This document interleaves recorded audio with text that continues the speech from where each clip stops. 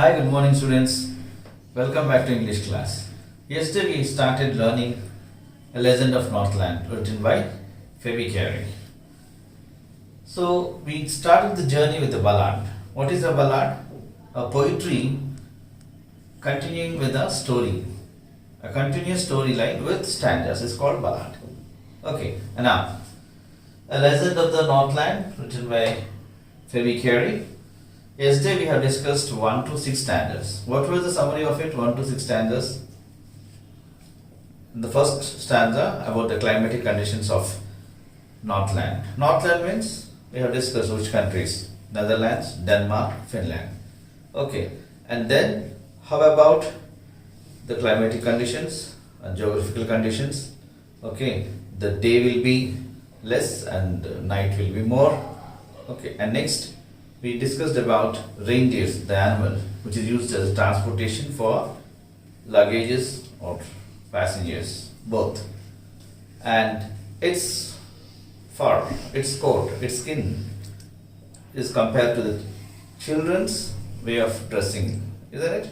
So these two comparison we have discussed. And the elders in the third stanzas, the elders what they used to do, they used to say one story, one peculiar story which they may not believe, but it continues from one generation to the next one, the next younger generation.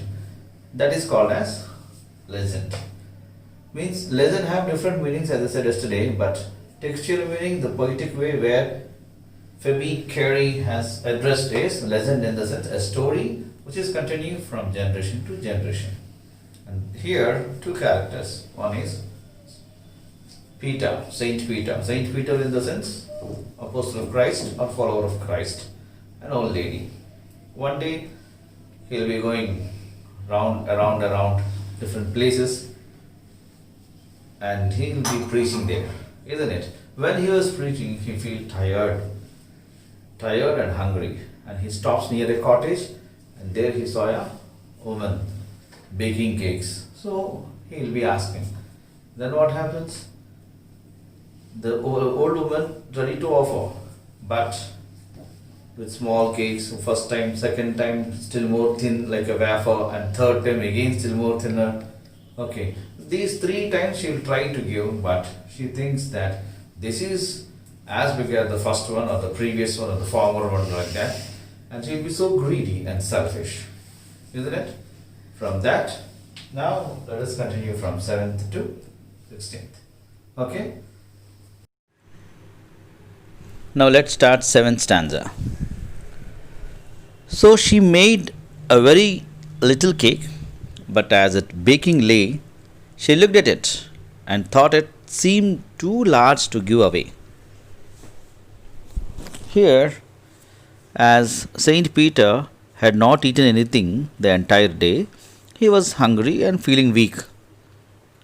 So what happened? He went to this old woman who was baking cakes and asked for one cake out of many cakes. For that, yesterday we have discussed store of cakes, isn't it? Now here, after asking this woman what she has done, she made a very little cake, it seems. This itself says that the woman was selfish. She did not give cake from her store. Instead, what she has done? Started making very small cake for Saint Peter, it seems. The main thing is she didn't want to share things. But when she put the cake for baking, she looked at it and thought that this cake was too big to be given to someone. Why to give this much large content? Let me make small. In such manner, she was having a greedy mentality in her. Okay. Now let's move to stanza 8.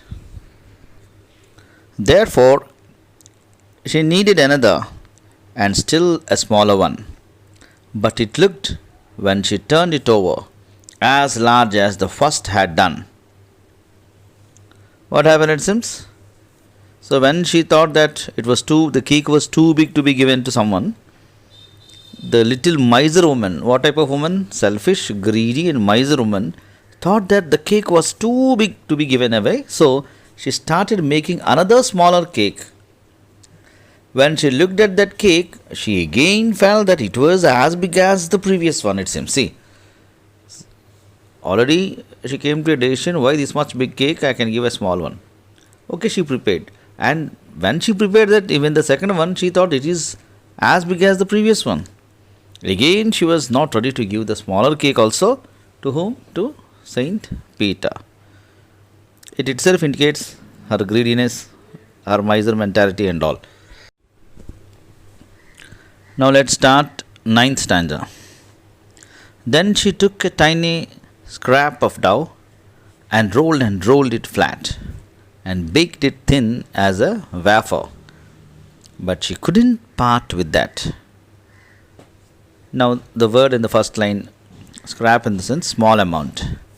First time she prepared, second time she prepared and she was not satisfied, and the third time she took a very small amount of dough and rolled until it gets thin like a size of a wafer, and then started to bake, it seems. But she was so greedy that she couldn't give that thin piece of bread to the saint. Even that thin piece which is like a wafer, she is unable to give to the saint. Then next stanza 10.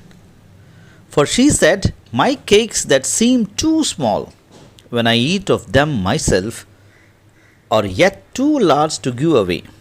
So she put them on the shelf. She didn't give for the first time. Second time also she didn't give. And for the third time, taken very small amount of dough and she rolled until it becomes flat, thin like a wafer. But even though that thin piece also she didn't give to the Saint Peter. And for that sake she started saying reason. The woman reasoned that what it seems when she ate the cakes, she felt that they were very small, but if she had to give them to someone, she felt that they were too big to be given away. So when she was eating, why this much size, small size I am eating, what is this? That is her intention.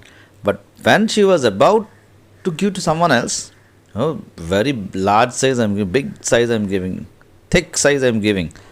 So the prospect is different, the way of her attitude. She put all the cakes on the shelf of her kitchen, it seems, and then she did not give any cake to Saint Peter. First one, second one, third attempt also she didn't give. See how greedy, selfish the old woman is.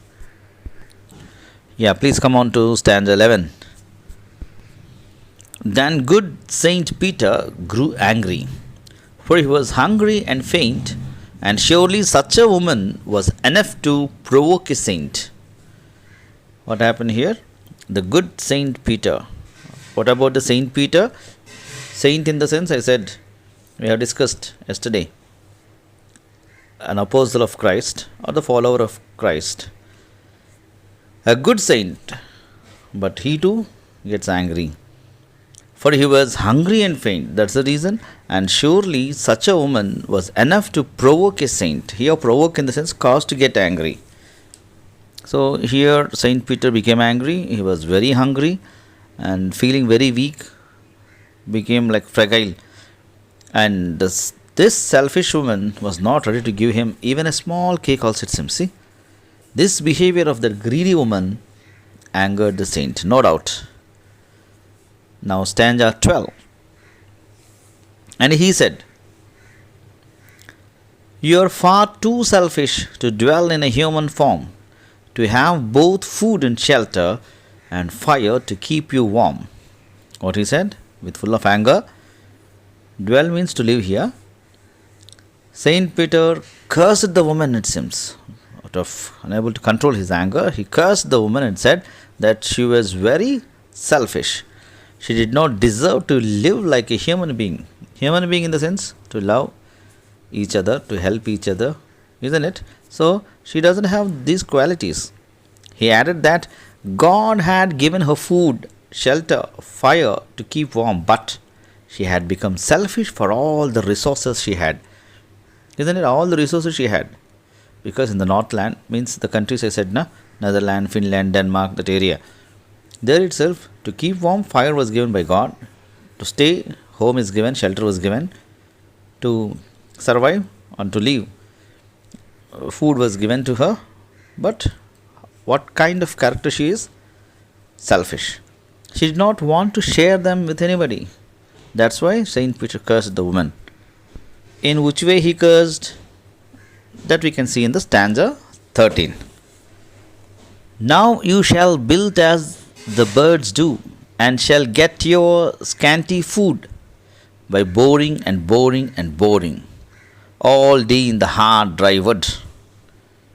See here, scanty means very little. Boring in the sense making a hole in something with a tool or by digging by beak. Okay, so Saint Peter cursed the woman. In which way?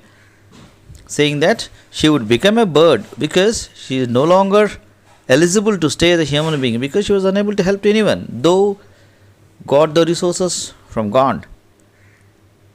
So she shall become a bird, and just like birds build their houses by boring into the wood and collect very little food by working hard the entire day, similarly she also should do the same thing, it seems, and make a small place for herself to live in. That's it. This shelter, what she was now, the present condition, or the food, okay, or else the fire for warmth, this all, she is not a deserving candidate. So Saint Peter has cursed her. Okay. Yeah, let us start stanza 14. Then up she went through the chimney, never speaking a word, and out of the top flew a woodpecker, for she was changed to a bird. So as soon as Saint Peter cursed the woman, what happened? She did not get a chance to speak for herself, because that very moment what happened? She flew up to the roof, it seems, through the chimney, up chimney there, and flew out in the form of a bird. And Saint Peter's curse had converted the woman into a bird. See the greedy woman, selfish woman turn up into bird, woodpecker. Now, stanza 15. She had a scarlet cap on her head, and that was left the same. But all the rest of her clothes were burned, black as a coal in the flame. Scarlet means brilliant red color. What happened, it seems, when the woman turned into a bird, at that time she was wearing a red colored cap on her head, it seems. This cap was there on the bird's head also, but the woman's remaining clothes had burnt and turned black in color, just like coal. She became like that. Okay, see what a situation she was facing there. Immediately, no answer. There is no chance to reply to Saint Peter. Immediately, as soon as he cursed, she changed into a bird, flew away from chimney, and then she became a woodpecker. Stanza 16. And every country school boy has seen her in the wood, where she lives in the trees till this very day, boring and boring for food. So here country means belonging to the countryside, that means rural areas or villages, we can say. People who live in the villages or nearby countryside, even the small children who go to school, seen this kind of bird in the woods, it seems. They saw the woodpecker. They see that she stays there all day and keeps on digging, means boring the wood with her beak to collect her food. Whenever any child sees this kind of bird, then his elders tell him this story. So that is the legend here, legend of the Northland. They say that the bird used to be a woman earlier. She was very greedy, and so she was cursed by Saint Peter and turned into a bird. So then, basing on this legend, means basing on this story which was continuing from generation to generation to the future next gen, to the younger generation, they get a teaching that they should not be greedy. One should not be greedy and greedy or jealous, but we should have a helping hand or kindness, generosity, these things. These are the points what we can learn from this poem written by Phoebe Carey. Thank you for today. Have a nice day.